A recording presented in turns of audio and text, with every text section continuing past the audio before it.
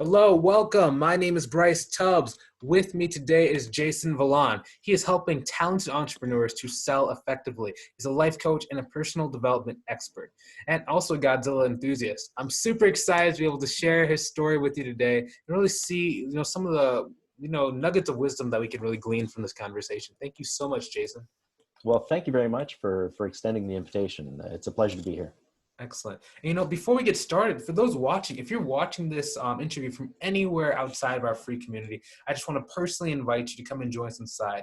It's a mastermind where we support each other every day. So if that's what you've been missing in your life, especially in these times right now, come and join us. Click the links either above or below the video. Now, Jason, what was life like before you got into coaching? And really, what was the catalyst that brought you into the field? So I can't almost remember what life was like before coaching. I've been doing it for 12 years now. Before that, it was a mix of various different careers, you might say.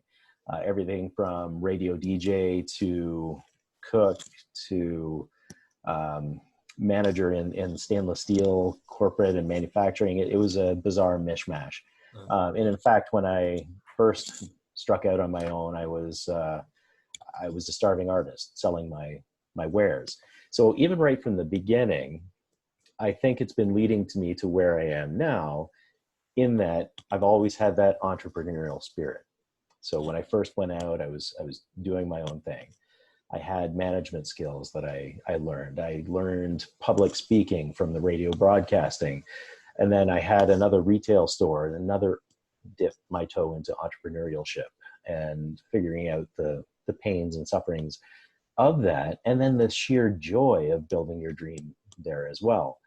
And then I was given the opportunity in the corporate world to start truly honing my coaching skills. That was 12 years ago.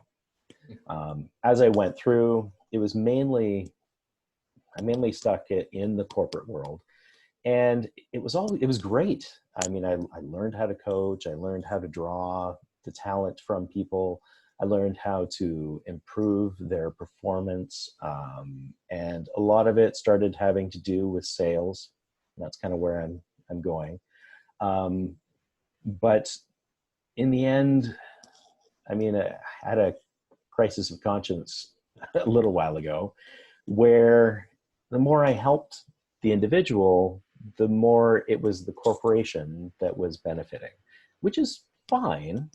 But I had been doing that for a decade or so, and I wanted to go out and help the people like myself who are just eager to get out and build their dream, build their own business. And like I've said it a million times, nobody wakes up in the morning and says, "Oh man, I have to build a business today." You know what I mean? Yeah. It's a dream. It's a spark. It's something that gets them going. And I want to help those people to finish off their dream and make it even more successful than what it was. And that's what drove me to start the Life Coach Canada, or the lifecoach.ca, and just coach people into greatness, getting them to learn that sales is not a dirty word, and that it can be something that is a benefit to their customers. That's a long-winded way of telling you how I got here, but I can't say that life has been any better right now, because it's amazing. Well, I mean, I'm glad that you kind of talked in so many different areas, because it gives a lot of different places to really jump from. So the first place, because I really want to know this. So can you talk about building relationships to make the sale a bit easier? Oh, absolutely. So first, let's define where sales picks up. Okay. And a lot of people think sales, especially if you're in the retail world, it's just, let me ring that up for you. That's not sales. And that other people have a too broad a definition of what sales is, because they start getting it mixed up with marketing and things like that. So how I define it is everything from marketing, bringing the customer to you, up into accounting, which is, what do you do with what you just earned from that transaction? Everything in between is your sales window. Mm-hmm. So you've done your marketing, you're out there and doing whatever you need to do to bring your customers in. Right from the first contact, you need to be starting the building rapport section. Building rapport is all about letting your customer know that you're a human being there to help them out. You're not, if you're part of a corporation, you don't represent that corporation, in as much as you're a person, a human being helping them out while working for a large corporation. If you're part of an entrepreneur, like a small business or sole proprietorship or whatever, then it's much easier because you are the business and you're the janitor, you're the marketer, you're the salesperson, everything.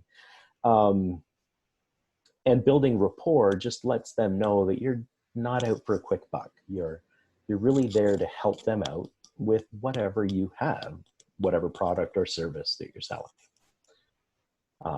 So you get in, well, first of all, you have to have, in the first 7 seconds, is the holding on to your credibility. Because in 7 seconds, they've already decided whether or not they would like to do business with you. So it's a key time frame. So how I coach people is that, we run through various instances and they tell me about various occurrences. And in fact, sometimes I'll be at their business to just observe them and watch what happens at the beginning of each interaction. Because it's all about holding credibility. You can't build trust in 7 seconds, but you can hold on to your credibility. As soon as you start losing credibility, then it's much harder to get the person to the right product or service that they came in for.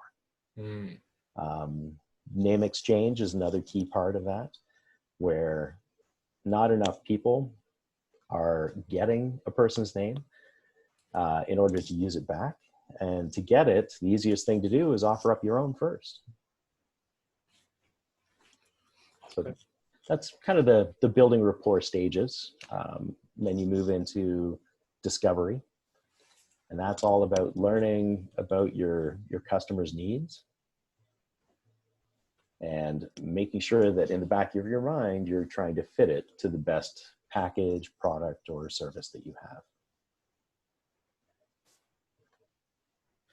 So, for the coaches that are watching, right? Sometimes we have either business coaches or we'll have life coaches, relationship coaches. Mm-hmm. And oftentimes one of the hardest things is how to start that sales process, either in the message center or, without actually being able to speak to that person first. So can you talk about what that process looks like online?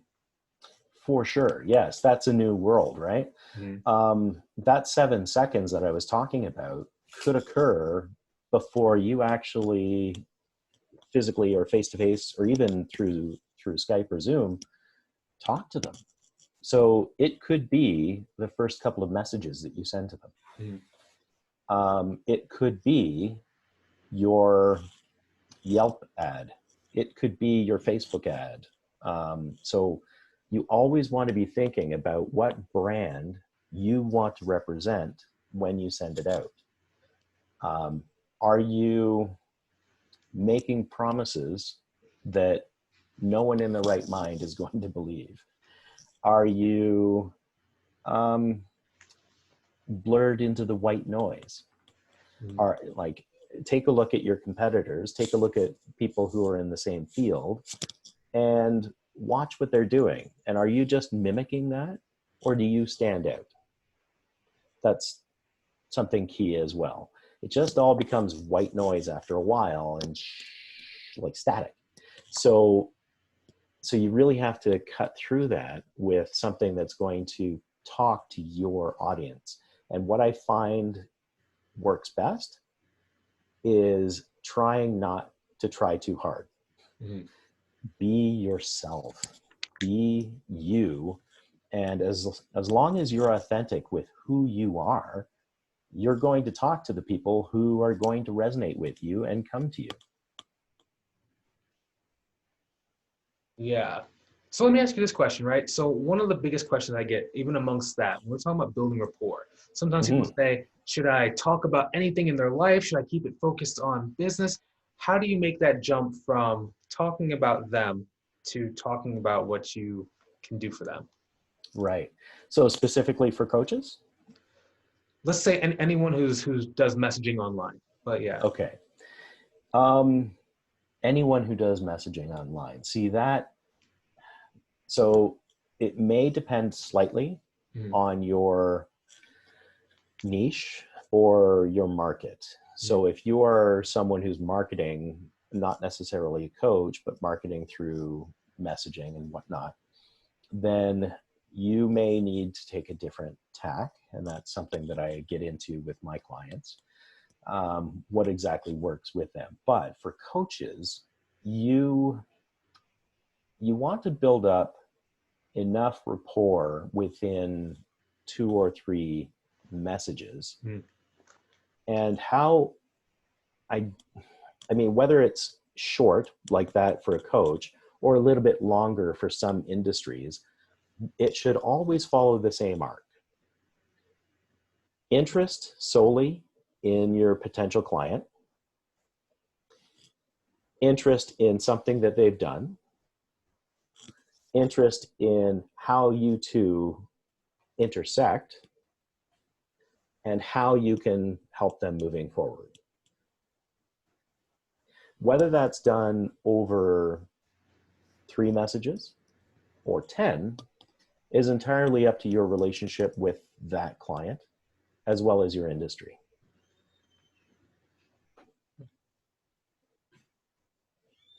Yeah, it's very, very interesting. Yeah, because it's one of those things where kind of the market, especially for coaches, do not like receiving messages as frequently as what, even back when I was getting started 4 years ago, you could send out a message, people just jump on a phone and want to learn about working with you. Now, even on my profiles, I get probably 7 different marketers, all with basically the same message. Yeah. Reaching out the same way. Absolutely. So let me ask you this question. If you're a coach, right, and you have the intention just of getting to know the person and really trying to build that rapport, but they instantly say, don't sell me anything. How would you respond, or how would you advise people to respond to that? That's cool. I'm not even trying to. Yeah, you are. You're a marketer, aren't you? I'm really not. And if anything I've said has led you to believe that, then I'm not doing my job right. But I just really want to get to know you. And that's okay up to a certain extent. If you're just repeating that and checking the box that, okay, I've done that work, it's not going to work.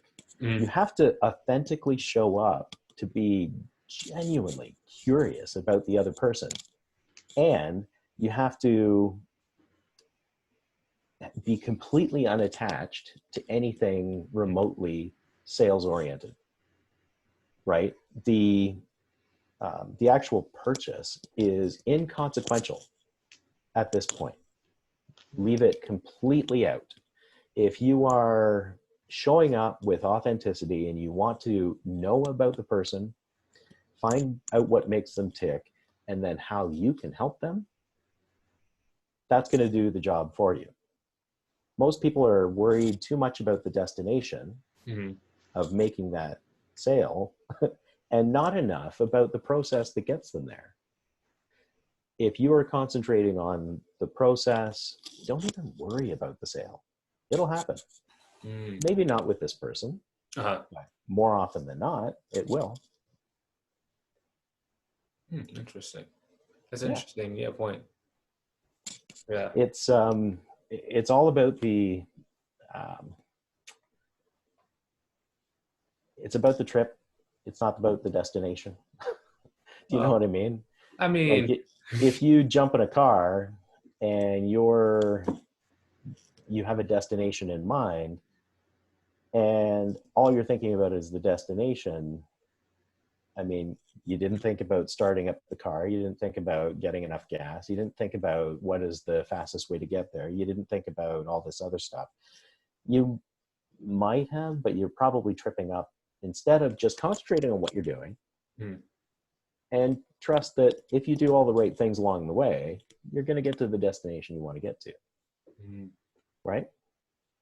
Oh, yeah. Can you talk about balancing, extreme number of relationships? Because especially like when we're talking about forgetting about the destination, but we're, getting to know people.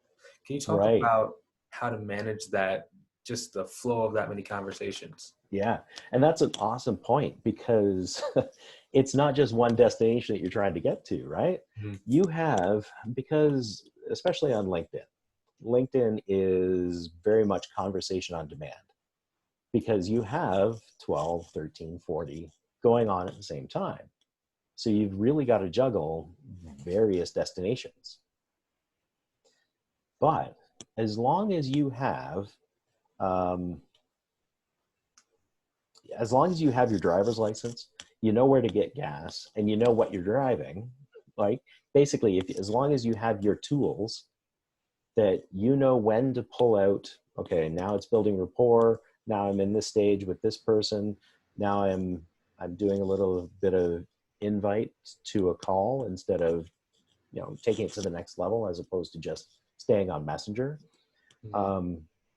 As long as you know what signposts to look for and all that kind of stuff, then it helps you not to get lost in 40 or 50 conversations, however many you have on the go at any one given time, because you can quickly read back a few and say, I'm at this point with this person. Now I can pick up in that conversation. Yeah. That's an interesting point. I ended up stopping with the just conversations. There were just so many conversations at one point. Yeah. Well, let me ask you this question. So when do you start mixing sales and marketing together to kind of take some of that pressure off of, all the conversations that you're having? I don't. In my mind, marketing is something completely different. Marketing is pulling people in. And as soon as I'm starting a conversation, that is sales to me. That's my definition. So I am right from the, hey, let's connect. And we do connect. Right from that point, it's a sales journey for me. Interesting. Wow. That's so funny. When I take a look at my sales methodology, marketing doesn't connect with it. It connects at the very beginning, because that's how I'm bringing people towards me.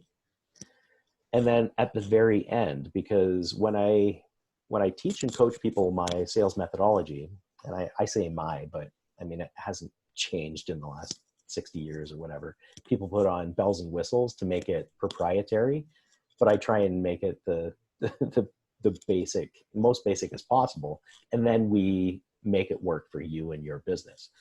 But I teach them about measuring the success of their sales journey, and how they can measure how they're getting better, other than how much cash is in the register or whatever. The way I teach them to measure it is another connection to marketing, because in the end, it tells them how effective their sales process is. Therefore, it's basically a conversion rate. I give them their conversion rate. So if they need 100 customers to survive each month, then they put it through the conversion rate backwards. They'll need to talk to, depending on their conversion rate, 1,000 people, 3,000 people, whatever.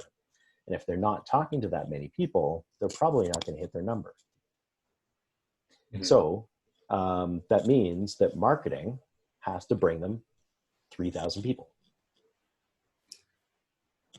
And then it just becomes simple math. Yeah. I really love that. Yeah. So yeah, it's just one of the ways that actually looking and defining sales leaves out luck. Right? The worst thing you can do is just go by luck. Mm. Yeah. First, it's not reliable.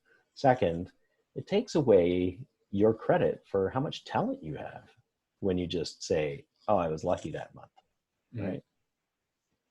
So yeah, that's an interesting thing when we're talking about conversion rate, right? Because I oftentimes love to talk about reverse engineering, especially when it comes to client attraction. Now, let me ask you this question. So let's say that, two coaches, I've seen just so much extreme. Some coaches have 100,000 connections and they can barely make $10,000 dollars a month in sales. right. Versus I know other coaches, they have maybe the probably one of the lowest ones I've seen is probably about 500 connections and makes 10K a month. And it's just like, can you talk about maybe if the person has a 100K followers, how to start improving that conversion rate? 100%. Yeah. If you're at 100K connections or even 10,000 or whatever, like if you're that high up there and you're not resonating, I would suspect it has something to do with the authenticity. Connecting for connecting's sake is not going to do the trick. So you have basically two different sides, right? You've got 50%, which is your content. When you put out your content, do people know, like, and trust you? On the other half, it's your reaching out, it's your conversations, it's bringing people to the table and actually finding out what makes them tick, who are they, and are they right for my coaching? And if you are having that much in the way of connections, but you're not transitioning them into client base, then I would suspect there's something not resonating in that other 50% of what are they looking at when they go to your profile? What are they looking at when they read your documents? Do they know you? Like, can they know you through your posts? Do they like what they see when they read it? And do they start to trust you time over time? Is there anything in there that's really not resonating? So sometimes I do have to go with coaches that I do have as clients. I have to go through their posts with them to find out where that key tweak needs to be made.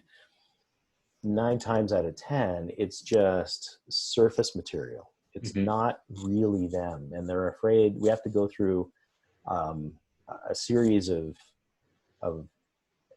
exercises in order to break out of what they're fearing, which is sharing themselves. If I share myself, people aren't going to like me. If I share myself, I'm narrowing the field too much. And I have to really get them to understand that if they share themselves, they're going to be talking to people just like them. Yeah. And there's a lot of you out there, and it's making that connection, and it'll bring them in. Yeah, for sure. Yeah, that's a very, very key thing for the people watching. That's if you didn't hear that part or that sentence, make sure you rewind, because that's incredibly key. Be yourself. Yeah. Yeah. But then the people who connect with you are also going to have similar values and beliefs. 100%. Exactly. Yeah. Then you can just start speaking. Yeah. And then you don't have to worry so much either. Yeah. I find that when I get them there, when they have that aha moment that, okay, it's safe to be myself and get myself out there, they relax because they don't have to force themselves to be this shining example of whatever they were trying to be. Yeah. And they can just be themselves. They don't have to remember, oh, I have to be this, I have to mean this, I have to, forget the rules. Just be you, and you'll connect with people like you. That's actually forgetting the rules. Yeah, I was talking to a person. His niche is more like he's a coach that helps people inside the social media marketing kind of agency model. and he was saying he doesn't think he can get clients because he doesn't have like a bunch of testimonials like the other guys who are advertising. Can you talk about that? How to start really bridging that gap when you don't have a lot of testimonials, but you're good at what you do? Yeah, I don't have many testimonials. Mm. I don't rely on them. Yeah. I could get them and put them out there, I guess, but that to me would seem like a limiting belief. Yeah. And we would really dig into where that's coming from and address it, and how do we move on from it? Where do we go next? Now that we know that that's complete bullshit, right? Let's go to the next step and see what the world's like without that belief. Mm. And you're going to find out that it's going to be amazing, because you're not worried. You're not believing excuses anymore. You're not thinking that, well, if I just have one more accreditation, if I just have one more course, if I have another testimonial, if I have another ad, honestly, you don't need all that. What you do need is unshakable belief in yourself, and you need to be yourself when you're out there. And then when you get someone onto the phone or a Zoom or Skype or wherever, even face to face, once we stop being locked down here, you have to show up 100% yourself. That confident person who's going to, no matter what, help the person that you're dealing with, whether or not they intend to hire you on as a client or not. Because again, it's all about that journey, right? Mm-hmm. The more you show up and the more you impart in that first session, the more you help them unlock, the more likely they are to want even more help. I've had sessions where at the end of it, I forgot to quote unquote pitch them, and they asked me, how do we work together? And I'm like, oh yeah, now I have to go in and talk about, investment fees and timelines and all that kind of stuff. But it's not even about that. It's not in that situation. You have to show up and be unshakable and let them know you're there for them. That's going to work 100 times more than another testimonial. Mm-hmm. You know what I mean? Oftentimes testimonials are an excuse anyway. Yeah, 100%. It's just that there's something going on there. I would like to actually talk to that person because there's something going on there that's a limiting belief. Yeah. And I would like to find out where that's coming from. That's where I would start with them, for sure. Let me ask you this question. What's your favorite objection you've ever heard? My favorite objection? One that just stood out Well, so now that I've gotten to this niche, so mine's kind of been organic, right? I did a general practitioner coaching when I first went out on my own. Got a few clients, found out which ones I liked, and then I kind of moved into career coaching. And then I was dealing with a lot of people in the corporate world that wanted to leave and build their own business, but then they were uncertain about sales and stuff like that. And I'm like, heck, I know a lot about sales, so why don't I further refine my niche to sales for the entrepreneur? Because it's generally people who are leaving a job that they don't like and starting a dream, right? So that's where I am now. So I'm helping people to overcome their sales. And my favorite objection that I get lately is, okay, as soon as I make more sales, I'll hire you on. And it kind of makes me chuckle inside, and I let them have their moment.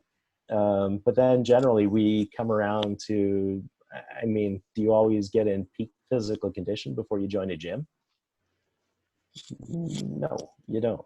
So put it in the right order. Let's get together, invest in yourself. I'll help you get the sales. and then it's going to pay for itself. But that's my favorite one so far. Let me ask you this question. So Yeah. when to objection handle versus when to kind of just understand they're not really serious. Mm-hmm. You know what I mean? Is there a feeling? Absolutely. So the sales methodology, the 5 steps, you've got the building rapport. We've talked about that. Discovery, which should be a majority of your conversation, especially for a coach, because that's pretty much what you're going to continue to do as you talk to them and guide them through your methodology. The discovery is really going to tell you whether they're in it to win it or not. You're finding out about their, their family, where they work, what they do for a living. You're finding out about their background. For entrepreneurs, they're doing that in a way that, how does my product or service help them out in those different areas? But for a coach, it's also uncovering barriers and that sort of thing. Then you move to your tailored solution. Once you know everything about your customer that you need to know, you move to a tailored solution, which is you build the value, you let them know the methodology, and then you tell them what the investment is going to be. Not any other order of events. You maybe can switch the methodology and the value, but I find that it's more powerful if you have value up front than the methodology, but price is always last, the investment fee. Then you get to your overcoming objections. Overcoming objections is basically holding the mirror up to your client based on everything that they told you during the discovery phase. I've literally had people say that if I don't change this, I don't know how I'm going to live. And then we go through, okay, here's the commitment.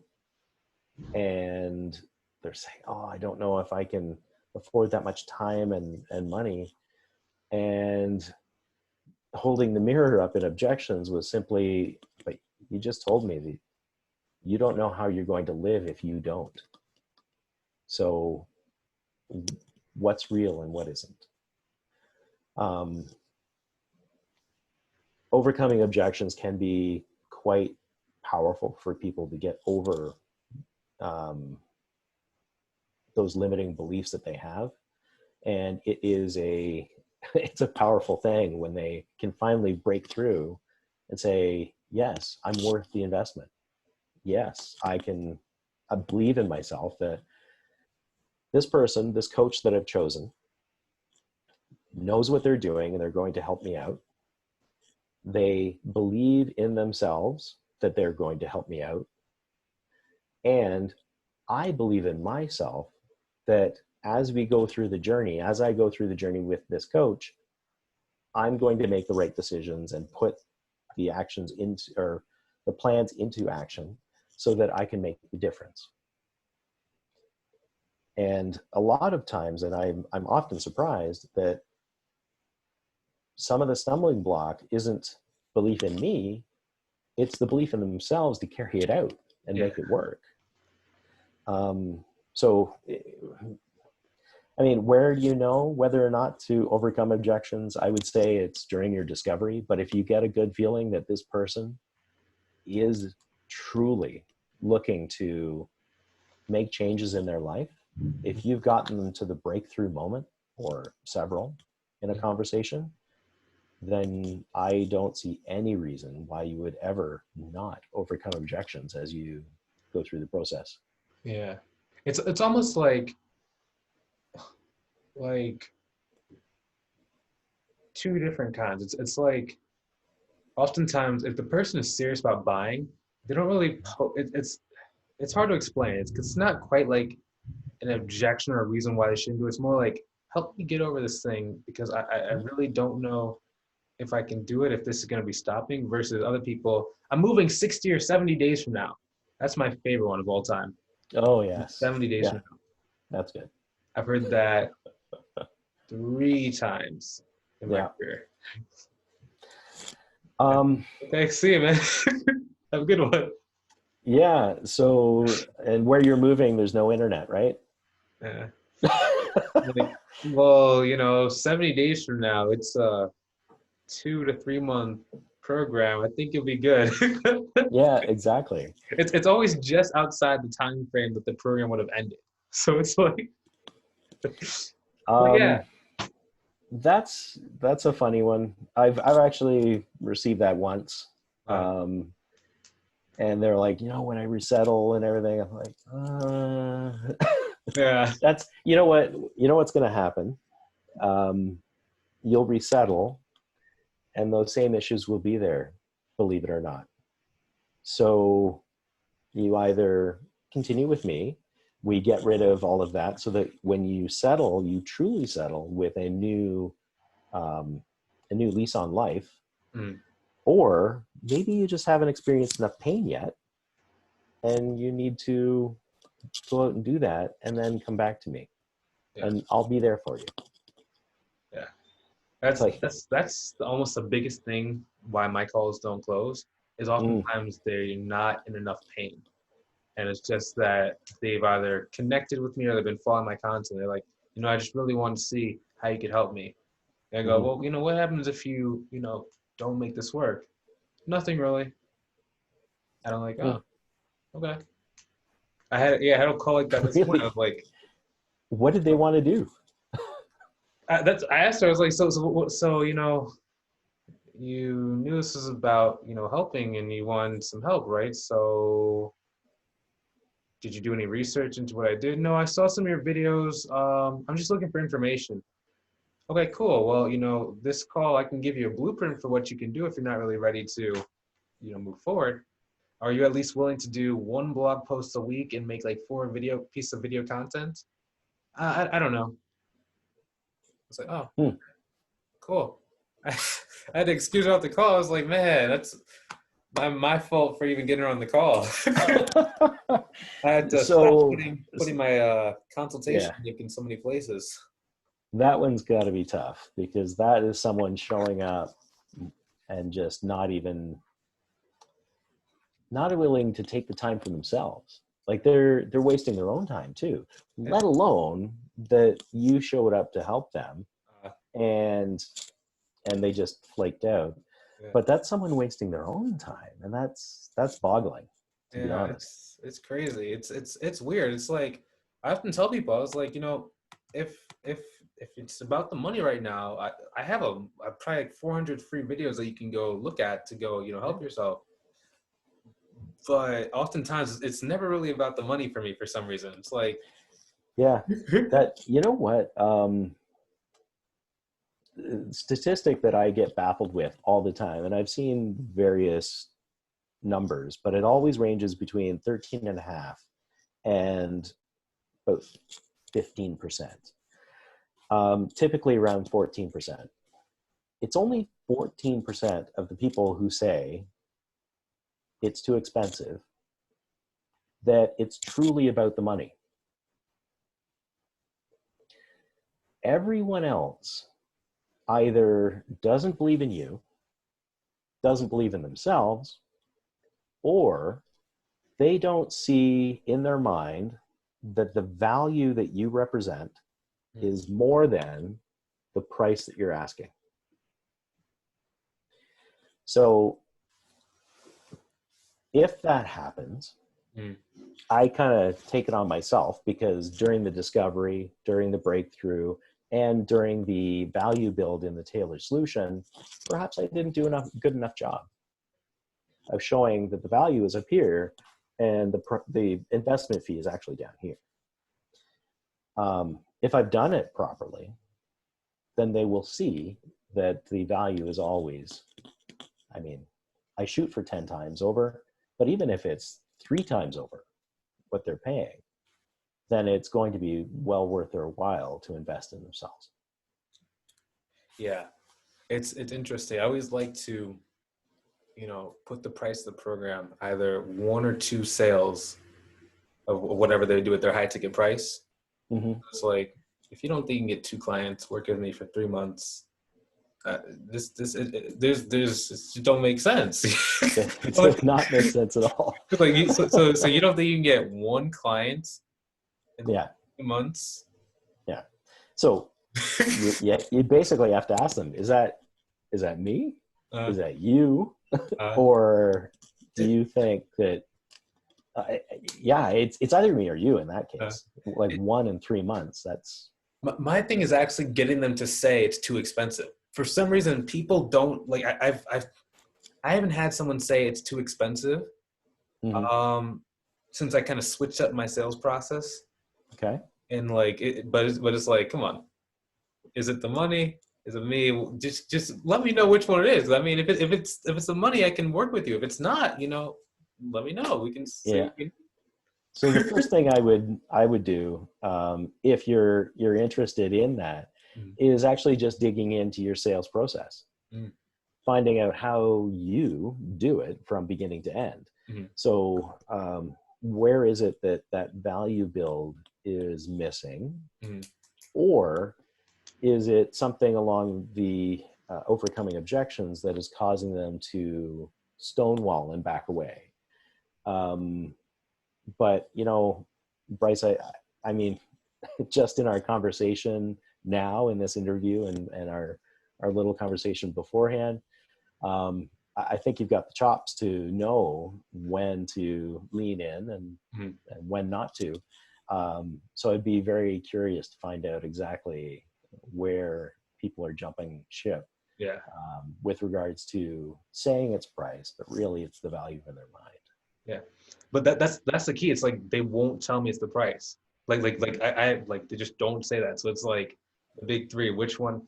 Hey, let me ask you this question. Where can people go to connect with you further? Where can they go to learn with you or to learn more about you?